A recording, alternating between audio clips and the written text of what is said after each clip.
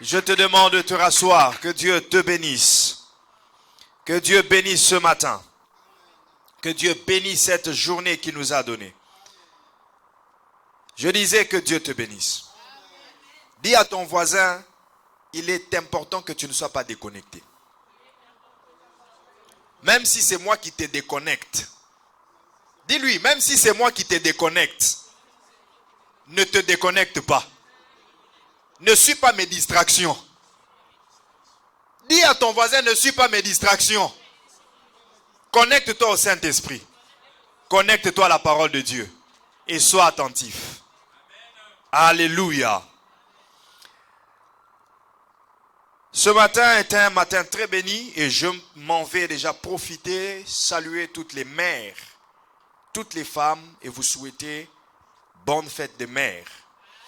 Les mères, vous êtes exceptionnelles et je commence par une mère très exceptionnelle, la mère de cette maison, mon épouse que j'aime beaucoup, qui est absente. Elle a répondu à une invitation quelque part et là où tu es, que Dieu te bénisse abondamment. Toutes les mères, que Dieu vous bénisse abondamment. Alléluia. C'est très important qu'on souhaite la fête des mères. Bonne fête aux mères. C'est très important. C'est très important. Et le mois prochain, on souhaitera aussi bonne fête aux pères. Je parle des pères qui sont pères réellement pères au masculin et des mères qui sont mères réellement au féminin. On ne parle pas d'autre chose. On ne parle pas de bonne fête des parents. Les fêtes des parents, c'est au mois d'août. Amen. Donc, on parle ici des fêtes des mères et des fêtes des pères. Selon que Dieu a créé la mère et le père. Ne soyons pas séduits par des confusions que le monde est en train de nous amener aujourd'hui. C'est la séduction du temps de la fin. Alléluia. Alléluia. Amen. Soyez attentifs. Alléluia. Ne suivez pas les distractions, les séductions du temps de la fin. Et soyez éveillés en ce temps. Soyez vraiment éveillés parce que tout ce qui se passe n'est pas un hasard. Ce n'est pas le fruit du hasard. Tout ce qui se passe, c'est prophétique. C'est en train de suivre la ligne prophétique du temps de la fin. Alléluia. Oh. Voilà que vous êtes déjà déconnecté au message le plus important que le Saint-Esprit. Je n'avais pas prévu de dire ça. Mais le Saint-Esprit insiste que je le dise. Mais voilà que les gens sont déconnectés à ce que je dis. Et non, vous êtes connectés, mais les autres ne sont pas là. Je suis ici devant, je sais voir. Qui est en train d'être séduit par une distraction, qui est en train d'être échappé. Écoutez, on est au temps qui est plus compliqué. Très compliqué qu'avant. Très compliqué qu'avant. Peut-être que vous regardez certaines choses, vous vous dites, moi je fais ma vie dans mon coin. Oui, fais ta vie dans ton coin, mais il y a un temps où il n'y aura pas de coin personnel. C'est là qu'on est en train de tendre. L'unification de tout. Ça a commencé depuis longtemps, mais c'est en train de se concrétiser, de se matérialiser au plus que tu ne peux pas l'imaginer. Jusqu'au point qu'aujourd'hui, on est en train de créer des clubs de Baphomet pour les enfants. Vous regardez ça, vous prenez ça à la légère. Mais c'est tout un message. Des gens qui sont en train de... Nous allons de loi en loi voter. Et toute loi votée contredit toujours la loi de Dieu. Et vous croyez que c'est un hasard? Réveillez-vous. Jésus n'a pas dit en vain. Veillez et priez. Afin de ne pas tomber en tentation. La chair est faible, mais l'esprit est disposé. Alors si tu es dans la chair, tu seras faible. Mais si tu es dans l'esprit, tu seras toujours disposé à faire la volonté de Dieu et non pas à être séduit par la voix du diable. Alléluia. Alléluia. Réveillez-vous, car le temps est très compliqué. J'aimerais commencer par un témoignage, 2 témoignages. Le dimanche passé, j'avais senti que je devais donner un témoignage, mais je n'avais pas été sensible à la voix du Saint-Esprit. Et c'est après que j'ai compris que c'est le Saint-Esprit qui me demandait de donner ce témoignage-là. Alléluia. Le témoignage que je devais donner le dimanche passé, la personne concernée l'a donné sur Zoom. Mais j'étais convaincu de le donner avant de commencer la prédication. C'est après le culte que j'ai compris que c'était le Saint-Esprit qui me demandait de le faire. Alors, je vais le donner aujourd'hui. Les témoignages servent à édifier, servent à fortifier, servent à pousser les autres à la foi, pour que celui qui a le problème similaire puisse aussi comprendre que le Dieu qui a touché l'autre peut aussi me toucher. Alors, le premier témoignage, il y a une sœur avec laquelle nous prions, certains la connaissent, Jemima Bédoré. Elle était souffrante. Elle était souffrante, la dent lui faisait tellement mal qu'elle ne pouvait même pas aller travailler. Elle est restée une semaine à la maison. Et le réflexe que j'avais été de l'appeler un certain samedi. Je l'ai appelé, mais comment ça va? Tu devais déménager, est-ce que tu as déménagé? Non, pasteur, je n'ai pas pu parce que j'ai très mal à la dent, je souffre. Il dit, mais tu ne m'as pas dit. Pourquoi tu ne m'as pas appelé?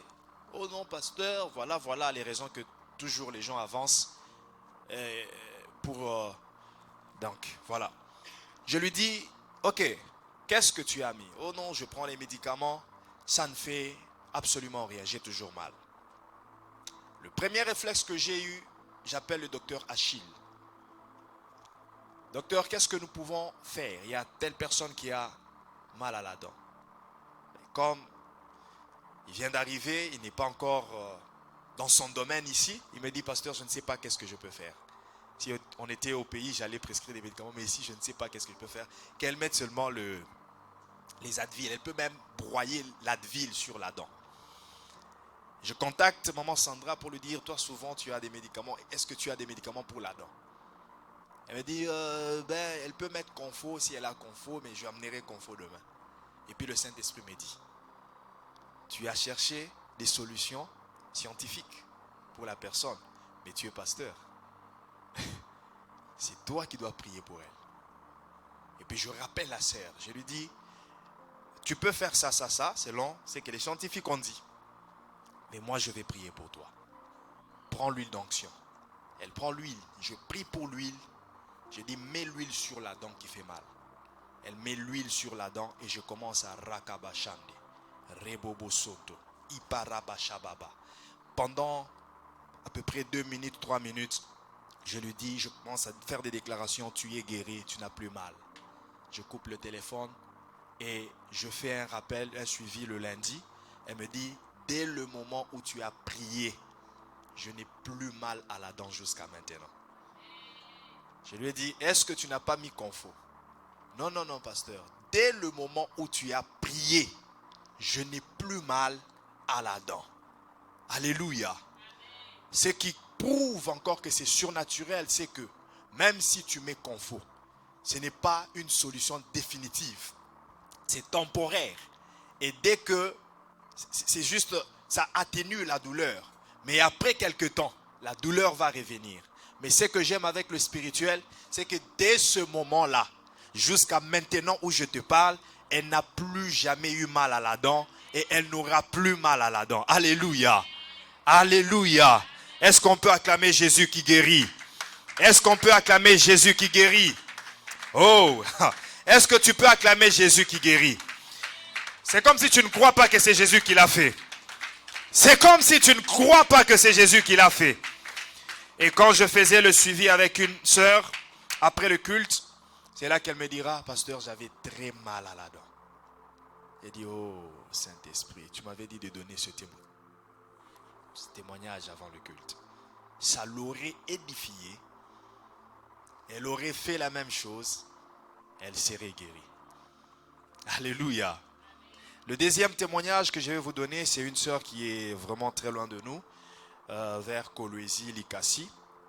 Ça a fait à 2 reprises que le Seigneur lui a épargné d'une incendie. Oui. La première fois, je ne sais pas qu'est-ce qu'il y a avec cette sœur-là. À chaque fois que je pense avec elle, c'est un message clair et direct, même si elle est très loin.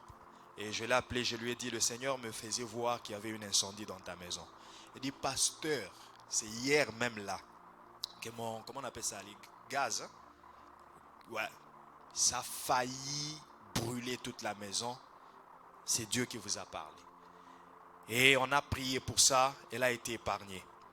Et pas plus tard qu'il y a une semaine, elle me contacte pour me dire, pasteur, la même chose est revenue encore. Et ça allait être catastrophique.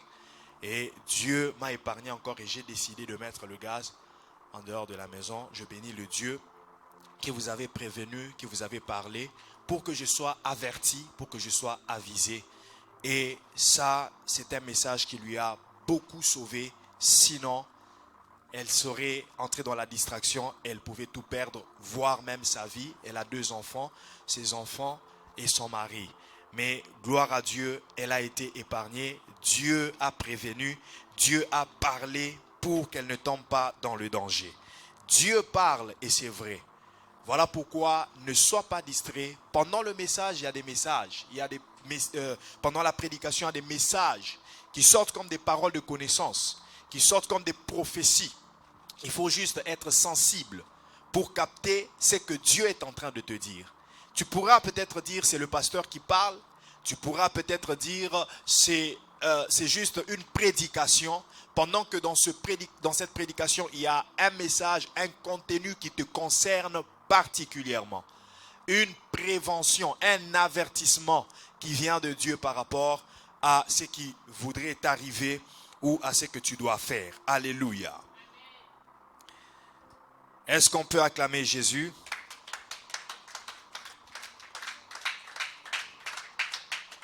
Ton amour a précédé mes fautes.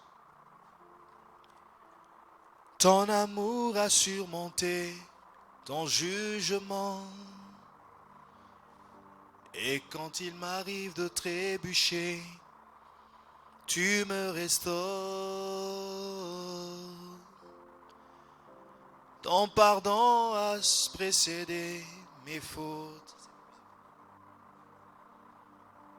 Ton amour a surmonté ton jugement. Et quand il m'arrive de trébucher, tu me restaures.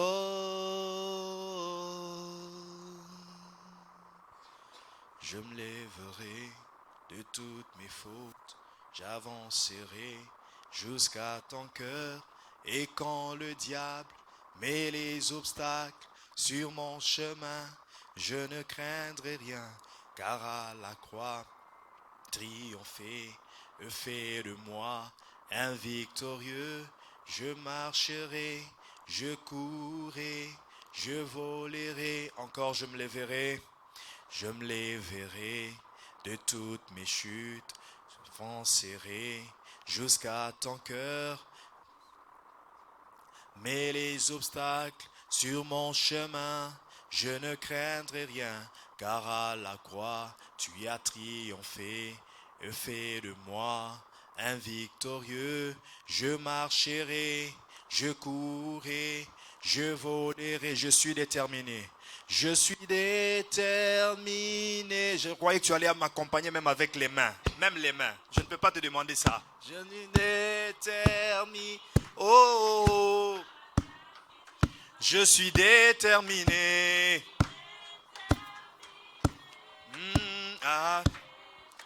Aller jusqu'au bout. Tape les mains, chante. Je suis déterminé, à aller jusqu'au bout. Je suis déterminé à bien finir. Je suis déterminé, à aller jusqu'au bout. Je suis déterminé à bien finir ma course. Que cela soit une déclaration que tu viens de faire. Que cela soit une déclaration de foi et que ta foi t'amène jusqu'au bout. Rien ne te stoppera, rien ne t'arrêtera en mi-chemin. Alléluia. Nous parlons des qualités d'un leader. Les qualités d'un leader. Et ce matin, je vais, par la grâce de Dieu, te rajouter encore 1 ou 2 qualités sur ce que nous avons dit le dimanche passé.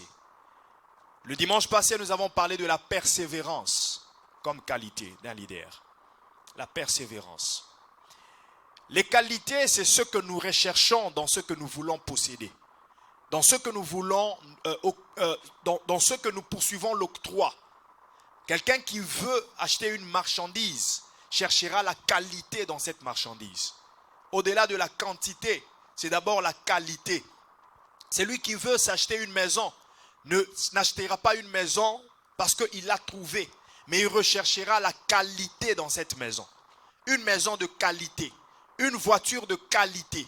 Tu ne peux pas te dire, je débourse l'argent pour acheter une voiture pendant que cette voiture est en panne, pendant que cette voiture a des anomalies qui peuvent se transformer demain ou après-demain en des pannes. Tu rechercheras la qualité dans ce que tu veux acheter. Et un leader recherché, c'est un leader qui est plein de qualité. Un leader que Dieu recherche, c'est un leader qui est plein de qualité. Dieu ne travaille pas avec n'importe qui. Dieu travaille avec des leaders qui ont des qualités en eux. Dieu travaillera sur tes qualités avant de t'appeler, pendant ton appel et eux-mêmes après ton appel. Alléluia. Alléluia. Même après ton appel, Dieu continuera à travailler sur tes qualités. Parce qu'au-delà d'être un leader, Dieu te veut d'abord être un enfant de Dieu de qualité.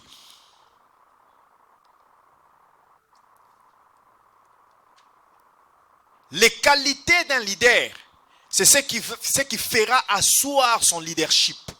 C'est ce qui fera qu'il ait des disciples qui croient en lui, qui ont de la considération pour lui, qui ont la foi en lui. Mais aussi, c'est ce qui fera que le leader puisse transférer aux disciples le leadership de qualité. Car ce qu'un homme a, c'est ce qu'il peut aussi donner. Un homme ne peut donner que ce qu'il a. Alléluia. Alléluia. Les qualités, c'est ce que nous recherchons. Jéthro rencontrant Moïse, je suis dans Exode chapitre 18, verset 21. Jéthro rencontrant Moïse, il lui dit, il faudra que tu choisisses des gens. Mais quelle sorte de gens tu dois choisir? Pour qu'ils soient des leaders de 10, de 50 et de 100. Ce n'est pas n'importe qui que tu vas choisir. C'est vrai que ces gens sont pleins de défauts. C'est vrai que ces gens sont des humains. Ils commettent des erreurs. Mais ça devra d'abord être des gens qui ont des qualités. Des gens dont les qualités surpassent les défauts. Dont les qualités couvrent les défauts, les erreurs qu'ils ont. Et quelles sont les qualités que tu dois choisir dans ces gens? Ce sont des gens qui doivent craindre Dieu, craignant Dieu, capables, intègres. Exode chapitre 18, verset 21. Intègres. Donc ce que Moïse devait rechercher dans ces personnes, ce sont des qualités. Les qualités. Alléluia. Alléluia. Je ferai de vous la tête et non la queue. Mais le Dieu qui va faire de toi la tête, le Dieu qui va faire de toi un leader, ce Dieu-là travaillera à ce que tu aies des qualités en toi. Ce Dieu-là réclamera que tu aies des qualités en toi. Ce Dieu-là mettra des qualités en toi, mais il voudra que tu développes ces qualités. Alléluia. Dis avec moi le développement du caractère. Le développement des qualités. Le caractère est comme un fruit. Le fruit de l'esprit, c'est le caractère. Alléluia. C'est la nature de Dieu. Et le fruit nous est donné et planté en nous pour que nous puissions le développer. L'homme, le corps de l'homme, la vie de l'homme est un jardin d'Éden. Et Dieu a placé en toi l'esprit, c'est ça le vrai homme. C'est pour que cet esprit-là puisse développer les caractères, les qualités qui fera que ton physique et ton âme puissent se manifester à travers un leadership excellent, un leadership de qualité sur la terre. Alléluia. C'est à ton esprit de développer les caractères, de développer le fruit de l'esprit. Ton esprit doit le développer afin que ton âme ait des émotions, des sentiments nobles, des sentiments de qualité qui fera que ton leadership sur la terre soit un leadership de qualité. Dieu réclame les qualités en toi. Dieu aime ce qui brille. Dieu est la lumière. Dieu aime la qualité. Dieu n'aime pas ce qui tâtonne. Dieu n'aime pas ce qui a des défauts. Voilà pourquoi là où il y a des défauts, il travaille en sorte que les qualités soient prédominantes. Ma prière ce matin est que les qualités de Dieu puissent prédominer sur tes faiblesses. Ma prière est que Dieu soit le divin potier qui travaille, qui te façonne comme l'argile, afin que tu sois un vase d'honneur, un vase de qualité. Tu peux bien être un vase de terre, d'argile, pendant que les autres sont des vases de verre, d'or et de je ne sais pas quelle matière. Mais si tu es façonné par Dieu, ce n'est pas l'argile, ce n'est pas parce que tu es l'argile que tu perdras, que tu manqueras de la valeur. Mais la valeur que tu auras, c'est parce que non seulement tu es l'argile, mais aussi c'est lui qui t'a façonné. C'est un divin potier. Ma prière est que tu aies des qualités. La persévérance est l'une des qualités dont on a parlé le dimanche passé. La persévérance. Un leader doit avoir la persévérance. Un leader n'abandonne pas. Pas au premier coup. Pas au premier essai. Pas à la première tentative. Un leader persévère. Malgré les tempêtes qui peuvent se lever. Malgré les situations difficiles qu'il peut rencontrer. Mais la qualité requise pour un leader, c'est la persévérance. Si un leader n'a pas la persévérance, il abandonnera en mi-chemin ce qu'il avait commencé. Si un leader n'a pas la persévérance, il abandonnera en mi-chemin ce que Dieu avait commencé à faire avec lui. La persévérance est d'une très grande importance dans la vie d'un leader. La persévérance. La persévérance. Dans le parcours de la vie, il y aura toujours des difficultés. Il y aura des souffrances. Dans la vie chrétienne n'est pas que rose. Il y aura, même la rose a des épines. Tu recherches la rose. Tu recherches la vie en rose. Mais sache que la vie en rose a des épines. Tu dois être piqué par des épines pour avoir la plus belle de fleurs. No pain, no gain. Alléluia. Les plus belles choses sont toujours obtenues après des plus grands travaux, après des plus grandes difficultés. Les plus beaux enfants sont obtenus après un très grand travail dans la maternité. Après un très grand travail de patience et de persévérance à supporter les douleurs de la grossesse et aller jusqu'aux douleurs de l'enfantement. Je crois de tout mon cœur ce matin qu'il y a quelqu'un qui porte une grossesse venant de Dieu. Et bientôt, ça sera la douleur de l'enfantement. Et bientôt, ça sera la naissance de cet enfant.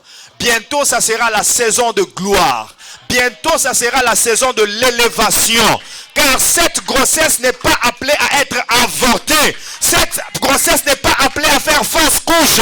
Tu dois enfanter, tu enfanteras. Malgré les douleurs de l'enfantement, tu toucheras ton enfant. Persévère. Continue à y croire. Continue à travailler. Et ce matin, au-delà de la persévérance, l'autre qualité qu'un leader doit avoir, je dis cela, j'intitule cela plus que motivé. Plus que motivé. More than motivated. Tu dois être plus que motivé pour atteindre tes objectifs. La persévérance elle-même ne suffit pas. Au-delà de la persévérance, tu dois avoir des motivations. La motivation, c'est l'énergie de la persévérance. C'est ce qui fait que la persévérance puisse tenir. La motivation. Quand tu persévères sans avoir des motifs, sans avoir des motivations, sache que tu peux aussi te décourager ou abandonner ta persévérance. Mais si dans ta persévérance, tu as des motivations, tu te motives à continuer à persévérer. C'est la motivation qui te permettra d'atteindre tes objectifs. Alléluia. Nous avons vu Élie et Élisée. Élisée, une personne qui a persévéré et continué à suivre son maître Élie. Mais dans Élisée, je vois aussi une plus que motivation. Élisée était plus que motivé à atteindre ce qu'il était en train de rechercher. Écoute, les choses les plus difficiles s'obtiennent lorsque nous avons une grande motivation à les obtenir. Je disais que la motivation est ce qui peut nous permettre d'obtenir les choses les plus difficiles. Élie dit ceci à Élisée. Tu demandes une chose très difficile. Lisez-moi ce verset-là. Je suis dans 2 Rois, chapitre 2. Lisez-moi le verset où Élie est en train de dire, ils sont déjà dans le Jourdain. Élisée l'a suivi, la persévérance, de Gilgal à Bethel, de Bethel à Jéricho, de Jéricho au Jourdain. Et arrivé au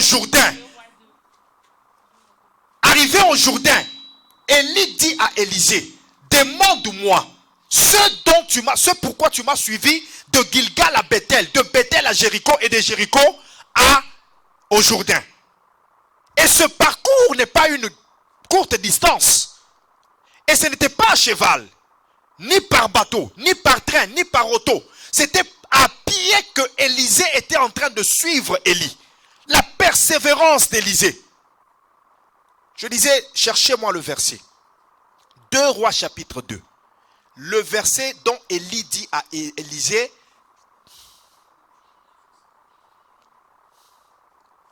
je disais,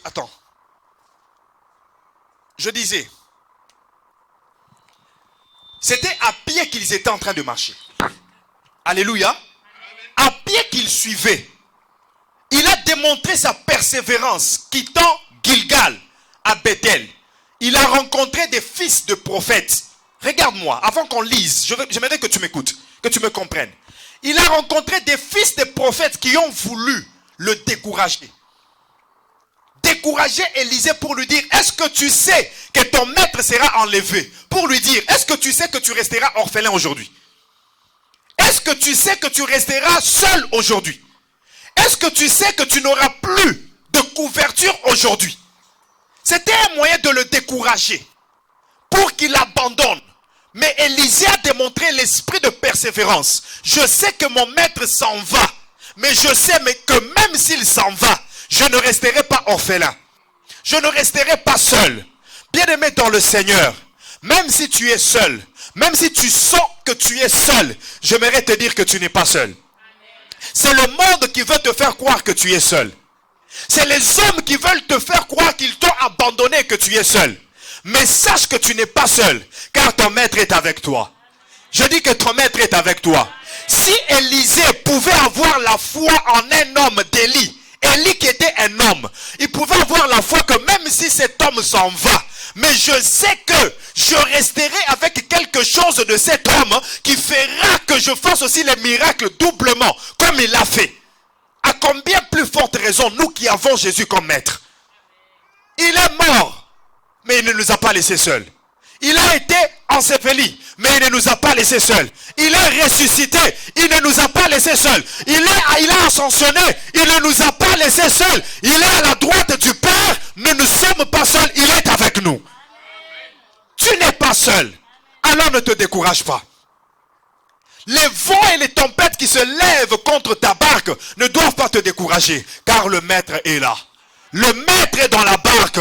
Le maître est dans cette situation-là. La motivation est ce qui te permettra d'arriver à l'autre bord. La persévérance est ce qui te permettra de continuer sur l'eau, même s'il y a les tempêtes et les vents. Il quitte Bethel vers Jéricho et il rencontre un autre groupe des fils de prophètes. Est-ce que tu sais que ton maître sera enlevé? Gardez silence, je le sais. Vous n'ébranlerez pas ma foi. Vous n'ébranlerez pas ma motivation. Je suis plus que motivé, que je dois recevoir quelque chose de cet homme. Je suis plus que motivé, que je dois recevoir la double portion de l'onction qu'il a. Je suis plus que motivé, que vos découragements ne peuvent pas m'arrêter. J'aimerais parler à une personne ce matin. Si tu es plus que motivé que toutes les personnes qui sont autour de toi, tu feras ce qu'ils ne sont pas arrivés de faire. Tu feras ce qu'ils n'ont pas pu faire. Même si ce sont tes frères, même si ce sont tes parents, ils ne sont pas arrivés là où leur attente voulait arriver. Mais toi, tu y arriveras. Tu iras même loin que ça. Tu iras même plus loin que ça à cause de ta motivation. Amen. Le fait que Joseph soit vendu, soit mis dans le trou, soit abandonné, soit mis en prison, ne l'a pas découragé. Joseph était plus que motivé des visions que Dieu lui avait données. Dieu m'avait dit que je serais un leader. Malgré ce que je vis, je deviendrai leader. Amen. Et dès qu'ils quittent Jéricho, ils arrivent au Jourdain. Élie lui dit, fils, j'ai remarqué ta persévérance. La persévérance se remarque ou se constate par le fait que la personne te suivra jusque là où tu arriveras. Un disciple persévérant n'abandonne pas son maître en mi-chemin. Quel que soit ce qu'ils peuvent rencontrer ensemble avec le maître, quelles que soient les accusations, les attaques que les gens peuvent lancer, les montages que les gens peuvent faire contre son maître, même aussi, quelles que soient les erreurs que le maître peut commettre, un disciple persévérant n'abandonne pas son maître. Il sera attaché, fidèle à son maître, jusqu'à ce qu'ils arrivent dans la terre promise. Un disciple persévérant, c'est le type de Josué, c'est le type de Caleb. C'est le contraire des fils de Corée, qui commencent à voir en Moïse un homme, au lieu de voir un homme de Dieu. Qui commencent à voir en Moïse un bégayeur, au lieu de voir celui qui sort les oracles de Dieu. Josué a obéi à Moïse, a respecté Moïse, est resté fidèle à Moïse, quel que soit le bégaiement de Moïse, quelles que soient les difficultés que Moïse a rencontrées, quel que soit tout ce qu'ils ont eu de bon et de mal, il est resté fidèle à Moïse. Mais les fils de Corée, à cause de quelques difficultés, parce que nous avons faim, parce qu'on ne voit plus de miracles, parce que il y a des saisons où il n'y aura aucun miracle, parce que Dieu veut que nous ne vivions aucun miracle. Alléluia. Amen.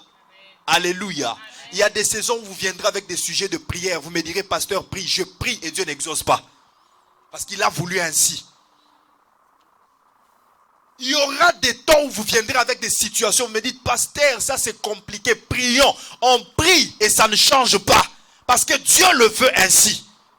Mais les enfants fidèles, ils se diront, même s'il n'a pas pu résoudre mon cas, il est mon Père.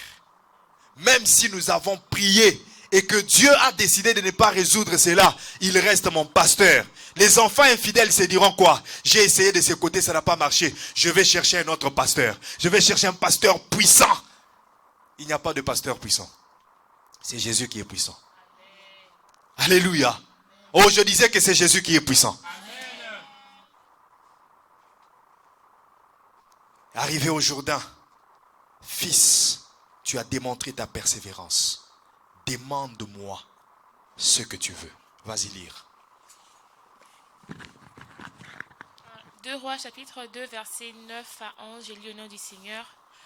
Lorsqu'ils eurent passé, Élie dit à Élisée, que voudrais-tu que je fasse pour toi? Que voudrais-tu que je fasse pour toi, fils? Tu as démontré ta persévérance. Que voudrais-tu que je fasse pour toi? Oui. Demande-le-moi avant que je ne sois enlevé loin de toi.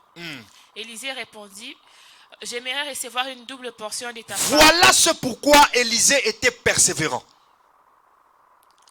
C'est que Élisée a suivi de Gilgal à Bethel, de Bethel à Jéricho, de Jéricho au Jourdain, tout le long chemin. Et tous les affronts qu'il a eu avec les fils des prophètes, c'était pour ça. Quoi? Une double part de son esprit. Une double portion de son onction. Et la réponse d'Élie, c'était quoi? Élie dit, tu as exprimé une demande difficile à satisfaire. Tu demandes quelque chose difficile à satisfaire. Bien-aimé dans le Seigneur, la motivation est la seule clé qui peut nous permettre de recevoir des choses difficiles à satisfaire. Les demandes les plus compliquées que Dieu se dit, ça c'est vraiment difficile à résoudre. Mais quelqu'un qui est persévérant, et au-delà de la persévérance, plus que motivé, Dieu lui accordera tout ce qu'il demande, même si cela est impossible. C'est là que tu dois comprendre la possibilité de Dieu dans l'impossible. La possibilité de Dieu dans l'impossible ne concerne que ceux qui sont plus que motivés dans ce qu'ils sont en train de rechercher. Car la motivation, c'est la seule clé qui te permettra de recevoir le plus difficile que tu as demandé. Alléluia. Amen. Tu demandes quelque chose de très difficile. Mais à cause de ta motivation, lorsque tu me verras en train d'ascensionner, fixe tes yeux sur les cieux. Fixe tes yeux sur moi. La motivation te permettra d'avoir les yeux fixés sur Jésus. Amen. La motivation te permettra d'avoir les yeux fixés sur tes objectifs. Que les gens parlent à gauche, que les gens parlent à droite. J'ai les yeux fixés sur mon objectif. J'ai les yeux fixés sur ce que je poursuis. Je suis en train de courir, pas comme à la légère, pas comme à l'aventure. Je suis en train de battre, pas comme battant le vent. Je poursuis un but. Je cours derrière un but. Ce que vous dites ne m'intéresse pas. J'entends, je déconsidère. J'entends, je fais semblant d'avoir entendu. Parce que je sais ce que je poursuis. Plus que motivé. Bien-aimé dans le Seigneur, si le leader n'est pas motivé, son leadership va s'arrêter en mi-chemin. Élisée allait voir son leadership s'arrêter en mi-chemin s'il avait suivi les fils des prophètes. S'il avait manqué la motivation, il n'allait pas devenir leader. Il n'allait pas recevoir la double portion. Élisée a fait 14 miracles repris dans la Bible, pendant que Élie en a fait 7 repris dans la Bible. Voilà pourquoi la génération motivée fera toujours des plus grandes choses que la génération précédente. Je reprends, une génération plus que motivée fera toujours des plus grands exploits que la génération précédente. Amen. Alléluia. Amen. Écoute, la femme à la perte du sang, elle a essayé à plusieurs reprises. Bien aimé, la motivation, c'est une clé spirituelle en or. Je te dis, c'est quelque chose que tu dois commencer à considérer à partir d'aujourd'hui.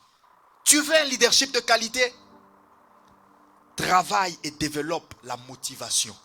Qu'est-ce qui te motive à accomplir les buts, les objectifs que tu as?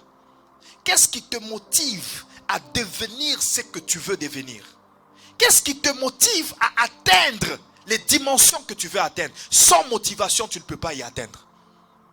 Parce que tu essayeras la première fois et tu échoueras. Peut-être la deuxième fois, tu échoueras.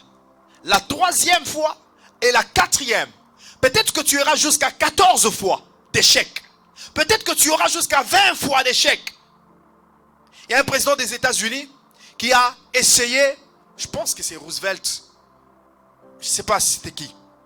Il a essayé de se lancer dans les affaires à plusieurs reprises, mais il échouait. Il échouait, jusqu'à finalement, il est devenu président de la République. Ce n'était pas au premier essai. Il a échoué à plusieurs reprises aux élections. Voilà. Il échouait, mais il croyait tellement en ce qu'il voulait. Il était tellement motivé que je sais que mes échecs ne déterminent pas mon incompétence. Je sais que mes échecs ne définissent pas mes incapacités. Même si j'ai échoué, ça ne veut pas dire que je suis incompétent. Même si j'ai échoué, ça ne veut pas dire que je suis incapable. Même si tu as échoué à plusieurs reprises aux entrevues, cela ne fait pas de toi un incompétent dans ce domaine-là. Même si tu as échoué à plusieurs fois aux examens, cela ne fait pas de toi un incapable dans ce domaine-là. Tu dois seulement être plus que motivé parce qu'un jour tu réussiras. Amen. La femme à la perte du sang a échoué à plusieurs tentatives en cherchant sa guérison. La Bible dit, elle est allée auprès de plusieurs médecins jusqu'à spolier, à dépenser tout ce qu'elle avait. Tout ce qu'elle avait. Mais elle n'a pas été guérie. Mais parce qu'elle était plus que motivée. Ce jour-là, elle s'est dit, ma persévérance ne m'a peut-être pas permis à recevoir ce que je voulais. Mais aujourd'hui que je rencontre le Messie, au-delà de ma persévérance, je vais aller avec ma motivation. Parce que je veux être guéri. La motivation te fera dire, je veux certainement être guéri. La motivation te fera dire, je veux certainement avoir ce poste. Je veux certainement avoir cette maison. La motivation te fera dire, même si aujourd'hui je n'ai rien dans mon compte bancaire, mais je sais que cette année je dois acheter cette maison.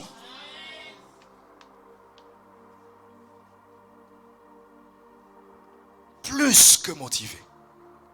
Ça, c'est une qualité pour un leader. Et la deuxième qualité, la constance. La constance. Un leader doit être constant. Un leader doit développer la constance. La constance, c'est la capacité à ne pas être ébranlé par quoi que ce soit qui t'arrive. C'est la capacité à ne pas changer d'idée parce que quelque chose est arrivé. C'est la capacité à rester dans les principes, dans ce qui est correct, dans ce qui est bien. Aussi longtemps que tu sais que ce que tu fais est bien. Aussi longtemps que tu sais que ce que tu fais, ce sont les principes que Dieu t'a donnés. Quel que soit ce qui t'arrive comme situation, ou ce que les gens sont en train de critiquer, de calomnier contre toi, tu dois rester constant. Reste constant. Reste ferme dans ce que tu es appelé à faire. Alléluia. La constance. Il y a des gens qui changent seulement parce que on a commencé à le critiquer, à critiquer ce qu'il fait. Tu commences un business et les gens commencent à te critiquer. Oh voilà, d'ailleurs il ne le fait pas bien. Si c'était moi, j'aurais pu faire comme ça. Mais pourquoi tu ne l'as pas fait? Tu sais, les gens qui disent toujours si c'était moi, ce sont les gens qui n'ont jamais le culot de commencer quelque chose. Mais leur culot, c'est de critiquer ce que les autres commencent, afin de décourager les autres et afin de ramener les autres à être ce qu'ils sont. Le paresseux n'aimera pas que tu travailles. Le paresseux sera autour de toi pour t'empêcher à travailler afin que tu sois paresseux comme lui, que tu sois pauvre comme il est pauvre. Alléluia. Un paresseux, lorsqu'il voit quelqu'un commencer à avancer, évoluer dans la vie, la seule chose qu'il veut faire, c'est l'empêcher à progresser. C'est l'empêcher à évoluer. Afin que nous soyons pareils. Alléluia. Il va combattre, il va détruire, il va critiquer afin que vous soyez pareils. Comme il est pauvre, toi aussi tu sois pauvre. C'est ça l'esprit de découragement. Le ministère de découragement. Il vient, ah, tu veux faire ça? Ah, beaucoup de gens ont essayé. Alors un homme inconstant, juste à entendre les critiques et les découragements qui viennent des gens, il va abandonner. Un homme inconstant, juste à entendre les calomnies des autres, il va se dire, je suis seul, personne ne m'accompagne. Bien-aimé dans le Seigneur, la constance, c'est ce qui te permettra de continuer à faire les choses même quand tu es seul, même quand tout le monde t'a abandonné. Si tu crois en l'appel de Dieu en toi, si tu crois que c'est Dieu qui t'a recommandé de faire cette chose, même si tout le monde autour de toi t'abandonne, reste constant. Continue à faire les mêmes choses que Dieu t'a demandé de faire. Alléluia. Même dans le milieu familial, le leadership familial requiert aussi la constance. Il y aura des moments où ta femme te dira, hey, tu veux faire ça? Non, non, non, non. Mais si toi tu sais que Dieu t'a demandé de le faire. Abraham, donne-moi Isaac. Vous savez quoi? Si Abraham avait seulement dit à Sarah que Dieu m'a demandé Isaac, ce jour-là, Abraham n'allait pas devenir le père d'une multitude. Abraham devait rester constant. Il devait rester constant. Alléluia. Ça demande de la constance. Femme, il y aura des moments où ton mari te découragera de faire certaines choses. Entrons en retraite. Ah, avec vos prières là. Toi, tu crois que si on ne prie pas, Dieu ne va pas. Reste constante dans ce que tu as l'habitude de faire. Même si ton mari ne t'accompagne pas. Même si ta femme ne t'accompagne pas. Reste constant. La constance te permettra d'être un leader. La constance te permettra d'aboutir au bon résultat.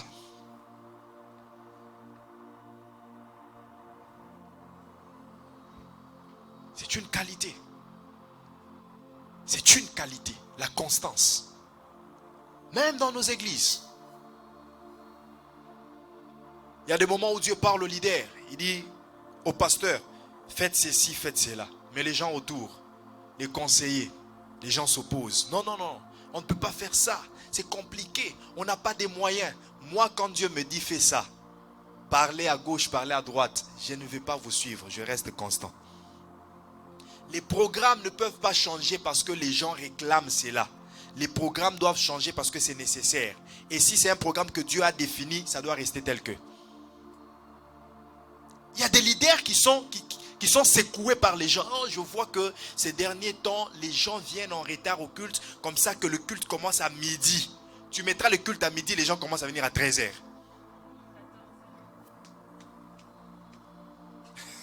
Toujours 2 heures de retard, donc même pas 13h, 14h. Alors si tu es du genre à être balancé par les gens sont comme ça, alors que je fasse comme ça, tu es en train de suivre les gens, tu ne serviras jamais Dieu, tu n'atteindras jamais tes objectifs. Sois constant. Sois. Est-ce qu'il y a une Constantin en ces lieux? Est-ce qu'il y a une Constantine en ces lieux? Reste constant. Même si les gens te calomnient, les gens diront toujours des choses mauvaises sur toi, pour te décourager, pour te discréditer.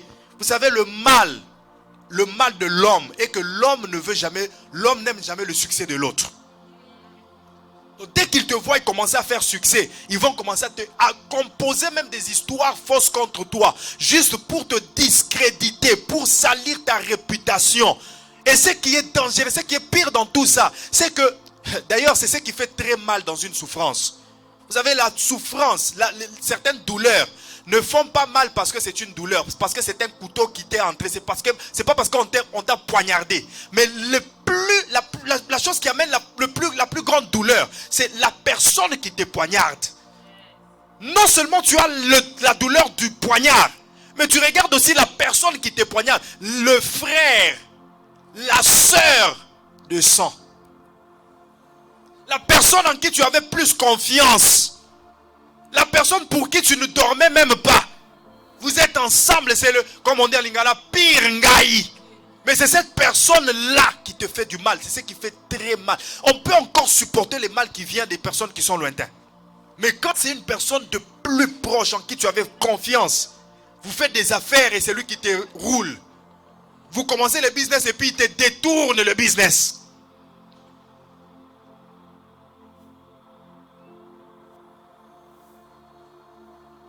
C'est lui qui va parler mal de toi, qui va raconter des mauvaises choses sur toi. Ah, vous faites confiance à cette fille-là, hein? Mais c'est moi qui marche avec elle, je la connais très bien. Et imagine-toi que c'est quelqu'un qui est comme ça avec toi, qui commence à dire des choses sur toi. On croira qui? Mais tout cela, c'est pour juste t'empêcher à être ce que Dieu a prévu pour toi. C'est juste pour t'empêcher à devenir le leader que Dieu a prévu pour toi. Mais toi, reste constant. Quel que soit ce que les gens disent de toi. Si ce sont des choses vraies, corrige-toi. Alléluia. Amen. Si les blablas des gens rejoignent réellement ce que tu fais de mal, alors reviens dans les principes de Dieu. Mais si tu es déjà dans les principes de Dieu, si tu obéis à la voix de Dieu et que les gens veulent seulement te décourager, te désorienter, reste constant dans ce que tu fais. Le leadership demande la constance. Alléluia. Bien-aimé dans le Seigneur, j'ai vu des leaders dans la Bible être constants. Moïse par exemple. Moïse est resté constant. Dieu m'a dit, fais sortir les enfants d'Israël d'Égypte, amène-les.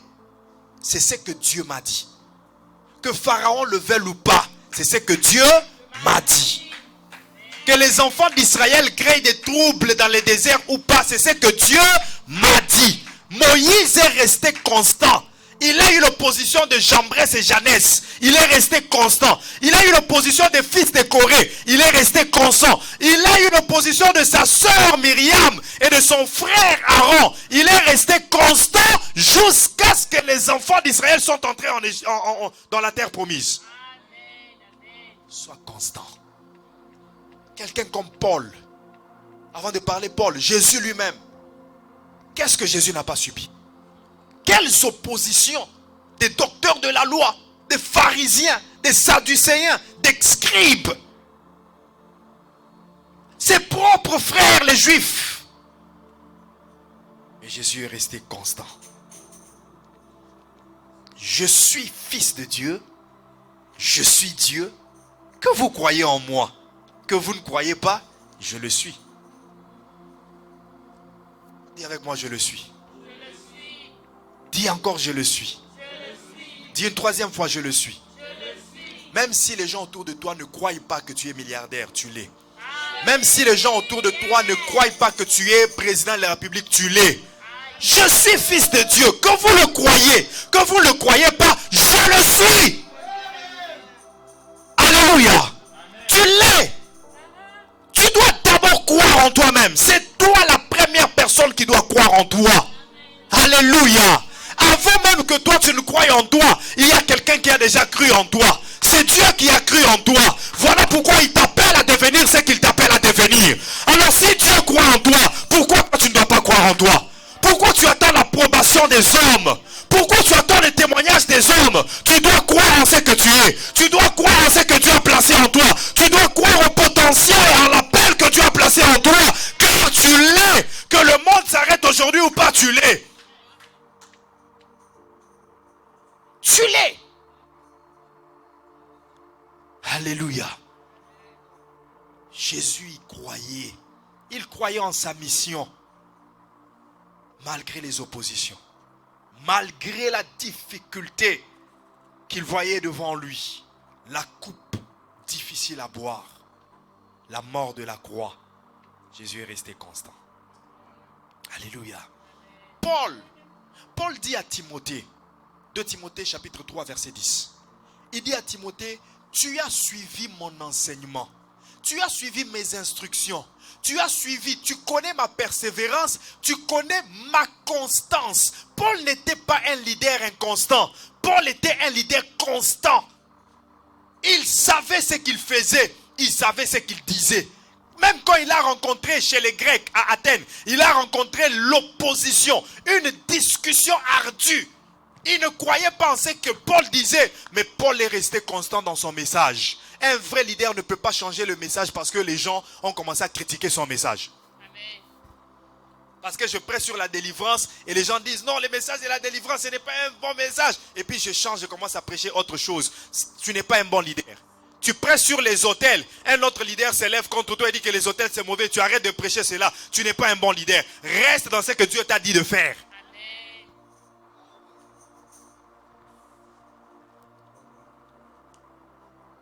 Apocalypse chapitre 2 verset 19. Lisez ça en 8 secondes. Apocalypse 2 verset 19. C'est à l'église, je pense à l'église d'Éphèse, que Dieu est en train de parler. Il dit, je connais tes œuvres. Je connais tes œuvres, mais je connais aussi ta constance. Église, sois constant. Sois constante, église. Apocalypse 2 verset 19. Apocalypse 2, 19. Je connais tes œuvres. Je connais tes œuvres. Ton amour. Ton amour. Ta foi. Ta foi. Ton fidèle service. Ton fidèle service. Ta constance. Ta constance. Alléluia. Amen.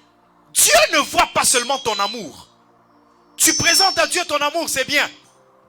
Il apprécie. Il consomme. Tu présentes à Dieu ta foi. Il est le consommateur de la foi. Tu présentes à Dieu ton fidèle service. Je te sers le matin, je te sers le soir. Mais quand surviennent les problèmes, restes-tu constant? La constance, c'est la capacité à rester avec le même langage, à tenir le même langage. Quand les problèmes arrivent, tu commences à dire, c'est comme si Dieu m'a abandonné. L'inconstance. Oh Seigneur, comment tu peux m'abandonner? Tu crois vraiment que Dieu peut t'abandonner? Là, tu deviens inconstant. Dans le langage inconstant. Tu oublies le Dieu qui t'a fait manger la manne dans le désert. Tu oublies le Dieu qui a résolu les premiers problèmes. Et que c'est le même hier, aujourd'hui, éternellement.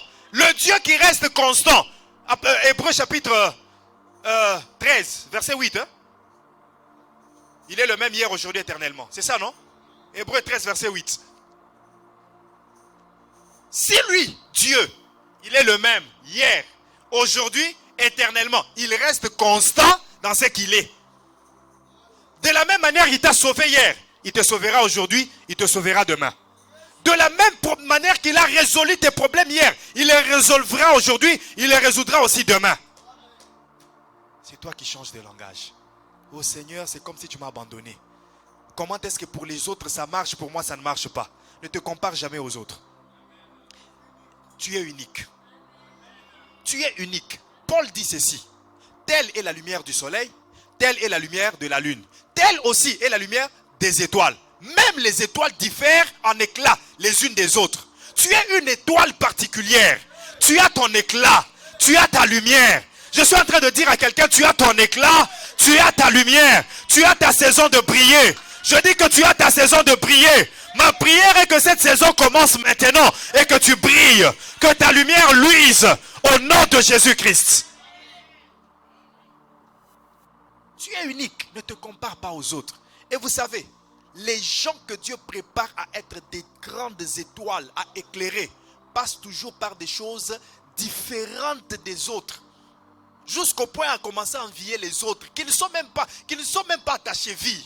Si seulement tu pouvais voir la gloire à venir que tu vas vivre, tu ne te mesureras pas à ceux qui se limitent à ta cheville. C'est toi qui es en train de voir qui te dépassent. Mais en réalité, ils ne te dépassent en rien. Oh, ils sont en train de réussir. Ils ont eu des emplois. On a étudié ensemble. Oh, il y a quelque chose de très grand que Dieu a prévu pour toi. Et tu dois passer par la vallée de l'ombre de la mort.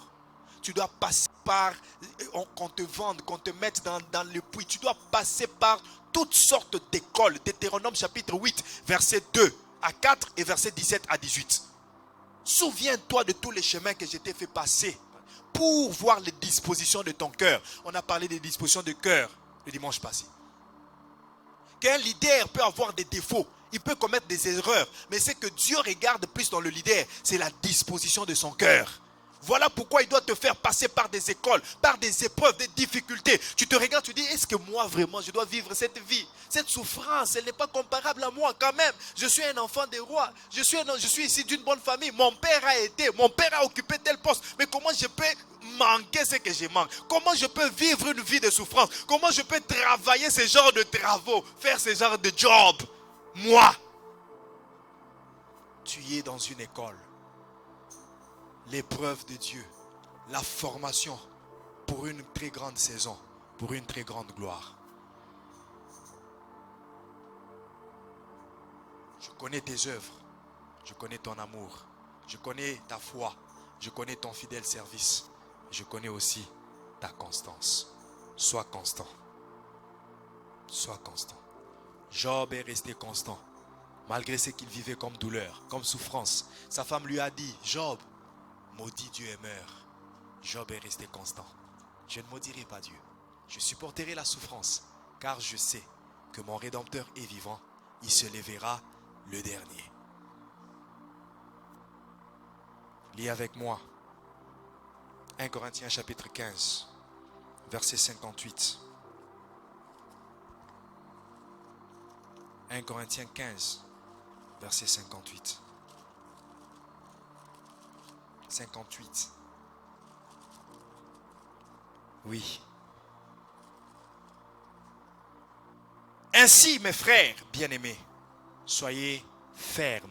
Dis à ta sœur à côté de toi, à ton frère à côté de toi, sois ferme. Inébranlable. Travaillant de mieux en mieux à l'œuvre du Seigneur, sachant que votre travail ne sera pas vain dans le Seigneur.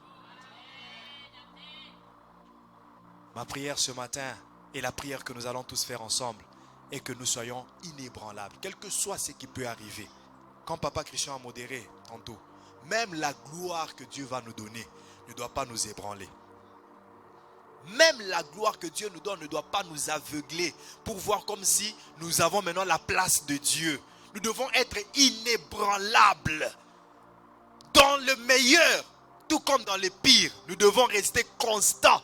Toujours les mêmes enfants de Dieu, obéissant à la parole de Dieu. Tu touches des milliards de dollars, mais tu es obéissant à la parole de Dieu. Je me pose la question, les leaders que Dieu va élever en cette année 2023, serez-vous toujours obéissant à votre pasteur? commences à toucher des milliards. C'est toi qui gères la caisse de l'État du Canada. Et maintenant, je t'appelle. Frère tel, sœur tel, immédiatement, viens. Oh, le pasteur aussi m'appelle, je suis quand même une grande personnalité. Je suis un baiser. Pasteur, mais viens le dimanche matin. Le dimanche matin, c'est le temps que je fais le footing. Mais aujourd'hui, c'est viens. Oui, pasteur, je suis là. Très soumis, très obéissant. Reste constant. La même fidélité, la même obéissance, le même respect, la même humilité. Hein? Reste constant dans toutes les bonnes choses. Alléluia. 1 Pierre chapitre 5, verset 10. Et nous allons prier.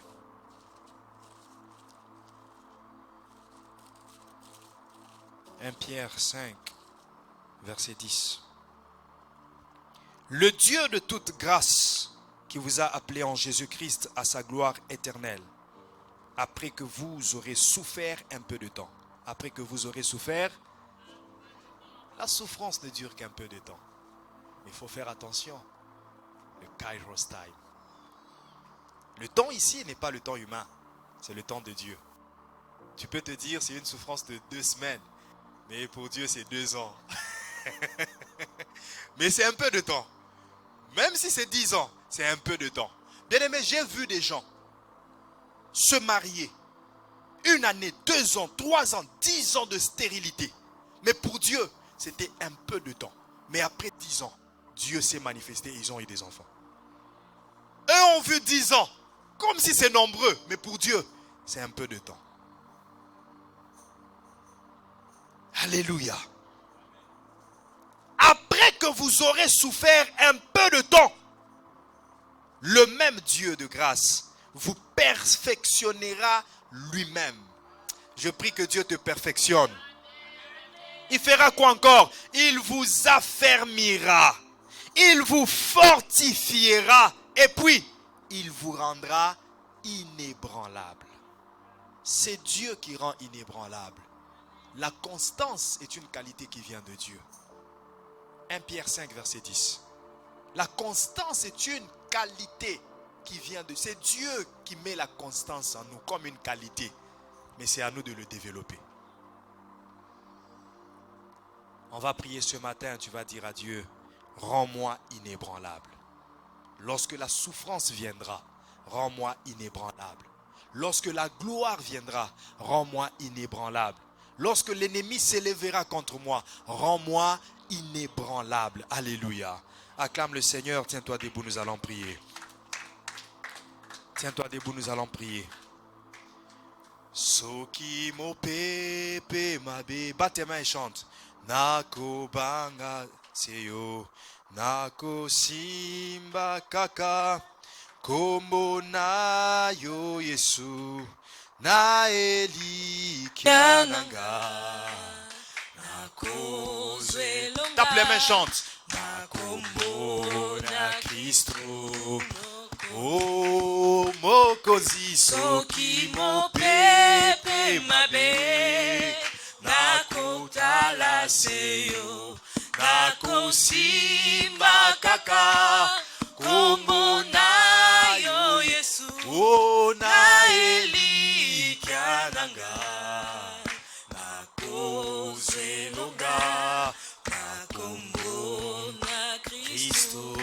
Chante encore, soki mo pepe, soki mo pepe mabe, nakotala seyo, nakosimba kaka, kombo na yo Yesu, na eli kiananga, nakozwelonga, nakombo na Kristo.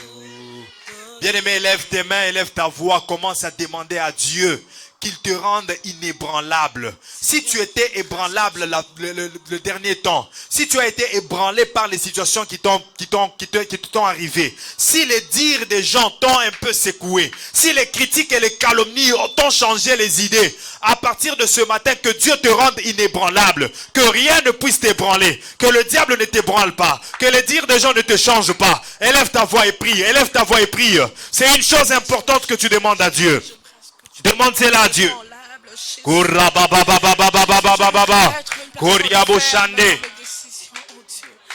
que tu me rendes une femme inébranlable. Koriaba sharabababos, rababayande lekete, irababa shanda bazima, e sopra de kaide sharababa, rene kaide sontobro, i para de shandeke, urabababababa, i separa de kaida sonto, rene kaide sharababosi, rene kaide santa bazima, e rababababa, yande rebo